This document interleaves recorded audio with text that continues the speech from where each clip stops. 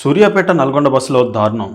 Aadhaar update లేకపోతే ఉచిత ticket ఇవ్వనన్న conductor. చిన్నపిల్ల తల్లితో పాటు ముగ్గురు మహిళలను హైవేపైనే దించేసిన ఘటన. తెలంగాణలోని సూర్యాపేట నుంచి నల్గొండ వెళ్తున్న ఆర్టీసీ బస్సులో చిన్నపిల్ల తల్లితో సహా ముగ్గురు మహిళలను ఆధార్ కార్డు అప్డేట్ కాలేదన్న కారణంతో ఉచిత బస్ టికెట్ ఇవ్వనంటూ ఆర్టీసీ కండక్టర్ వారిని హైవేపైనే దించేసిన ఘటన కలకలం రేపుతోంది. ఆధార్ డేటాలో చిన్నపాటి లోపాలుంటే మహిళలను పిల్లలతో సహా ఇలా హైవేపై దించేయడం ఎంతో దుర్మార్గమైన పని అని పలువురు అభిప్రాయపడుతున్నారు. ఈ ఘటనపై టీజీఎస్ఆర్టీసీ అధికారులు స్పందించి బాధిత మహిళకు న్యాయం చేయాలని, సంబంధిత కండక్టర్పై కఠిన చర్యలు తీసుకోవాలని ప్రజలు డిమాండ్ చేస్తున్నారు. జ్వరం వచ్చిన వాళ్ళని, ఆపరేషన్ అయిన వాళ్ళని ఆధార్ కార్డులు మీ అప్డేట్ కాలేదని చెప్పేసి నడి రోడ్డు మీద హైవే మీద దించిపోయారు. కండక్టరు, బస్సు డ్రైవరు ఇదేం పద్ధతి, ఇదే రాజ్యము, మాకు చాలా ఇబ్బంది ఉంది, ఇట్లా చేసి పంపించారు మమ్మల్ని.